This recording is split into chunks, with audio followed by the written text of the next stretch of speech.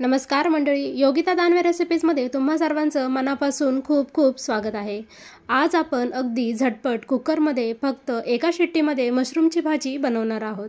कमी मेहनतीत बिना झंझटची भाजी तयार होते, रेस्टॉरंट स्टाईल आणि अगदी स्वादिष्ट भाजी तयार होते। इथे मी मशरूम घेतलेले आहे। 2 पाण्याने आपल्याला स्वच्छ धुवून घ्यायचे आहेत आणि याच्या वरची जी साल असते ती आपल्याला सुरीच्या सहाय्याने अशी या पद्धतीने काढायची आहे।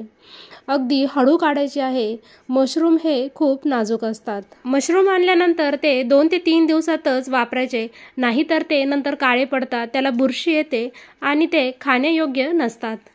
आता हळूहळू आपण या सगळ्या मशरूमची या पद्धतीने साल काढून घ्यायची आहे आणि जी पाठीमागची याची दांडी असते मशरूमची ती अशी सुरीच्या सहाय्याने थोडीशी खरडून घ्यायची आणि शेवटचं जे टोक आहे ते आपल्याला कट करून घ्यायचं आहे, म्हणजेच काढून टाकायचं आहे। जर तुम्हाला सुरीने अवघड वाटत असेल तर हाताने सुद्धा अशी हळूवार पद्धतीने आपण याची साल काढू शकतो।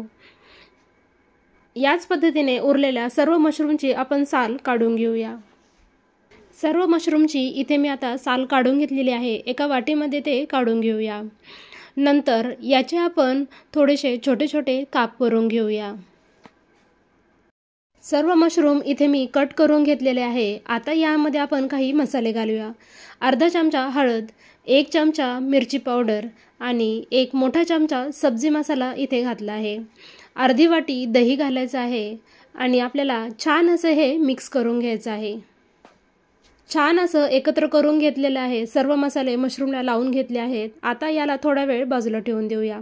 पटकन काम होण्यासाठी इथे आपण चॉपरमध्ये 3 मध्यम आकाराचे कांदे उभे लांब चिरून घेतलेले आहेत, त्यामुळे पटकन काम होतं। तुम्ही हाताने सुद्धा कट करून घेऊ शकता।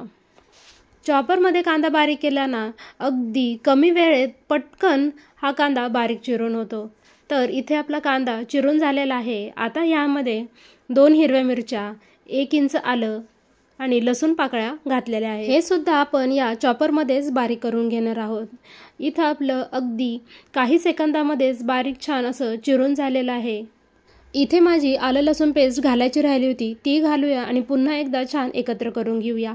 ज्या वेळेस आपण मसाले घालतो त्यावेळेसच आलं लसूण पेस्ट घालायची आहे, इथे माझी राहिली होती। आता इथं मी गॅसवर कुकर ठेवलेला आहे। हवं तर ही भाजी तुम्ही कढईमध्ये सुद्धा करू शकता, पण कुकरमध्ये पटकन होते। कढईमध्ये आपल्याला 2 चमचे तेल घालायचं आहे। आता यामध्ये 2 लवंग, 2 काळी मिरी, 2 हिरवी वेलची, अर्धा इंच दालचिनीचा तुकडा आणि 2 तेजपत्ता यामध्ये घालायचा आहे। गॅस आपल्याला बारीकच ठेवायचा आहे, नाहीतर आपले जे खडे मसाले आहे ते जळून जातील। आता जो बारीक केलेला कांदा आहे तो आपल्याला यामध्ये घालायचा आहे आणि छान परतून घ्यायचा आहे। 1 ते 2 मिनिट परतून घेतल्यानंतर इथे मी 1 टोमॅटो कट करून घेतलेला आहे, जास्त बारीक केलेला नाहीये, थोडा मोठाच ठेवलेला आहे, तो सुद्धा यामध्ये परतून घ्यायचा आहे। मिनिटभर टोमॅटो परतून घेतल्यानंतर आता यामध्ये काही मसाले घालूया। पाव चमचा हळद, 1 चमचा मिरची पावडर, आपण अगोदर मिरची पावडर घातली आहे त्याच अंदाजानुसार घालायची आहे। 1 चमचा धने पावडर घातली आहे। आपण मशरूममध्ये सब्जी मसाला सुद्धा घातला आहे, त्यामुळे अजून कोणतेच मसाले आपण यामध्ये घालणार नाहीये। मसाले घातल्यानंतर छान परतून घ्यायचं आहे। आपण जे मसाला लावून बाजूला ठेवून दिले होते मशरूम ते यामध्ये घालायचे आहेत आणि मिनिटभर या मसाल्यांसोबत याला छान परतून घ्यायचं आहे, त्यामुळे भाजीचा स्वाद अगदी छान लागतो। मिनिटभर परतून घेतल्यानंतर यामध्ये पाणी घालायचं आहे।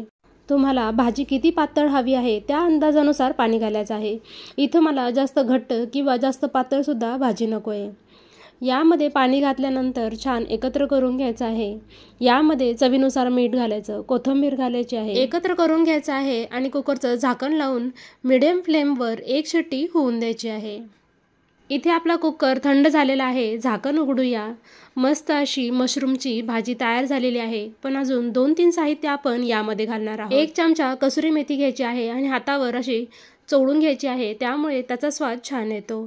1 चमचा गरम मसाला घालायचा, गरम मसाला कधी पण शेवटी घालायचा, त्यामुळे भाजीचा स्वाद अगदी छान येतो। अर्धा चमचा बटर घातला आहे। घातल्यानंतर सर्व एकत्र करून घ्यायचं आहे। सर्व साहित्य घातल्यानंतर मिनिटभर ही भाजी शिजून घ्यायची आहे। इथे आपली मस्त रेस्टॉरंट स्टाईल मशरूमची भाजी तयार झालेली आहे। अगदी झटपट होते, जास्त भांड्यांचा पसारा सुद्धा होत नाही आणि एकदम मस्त लागते। मशरूमची भाजी खायला अगदी भन्नाट लागते. एकदा नक्की करून पहा आणि कमेंट करून मला नक्की कळवा की कशी झाली. रेसिपी आवडली असेल तर लाईक करायला अजिबात विसरू नका. तसेच मित्रमंडळी नातेवाईकांसोबत शेअर करा. चॅनलवर जर नवीन असाल तर सबस्क्राईब नक्की करा. धन्यवाद.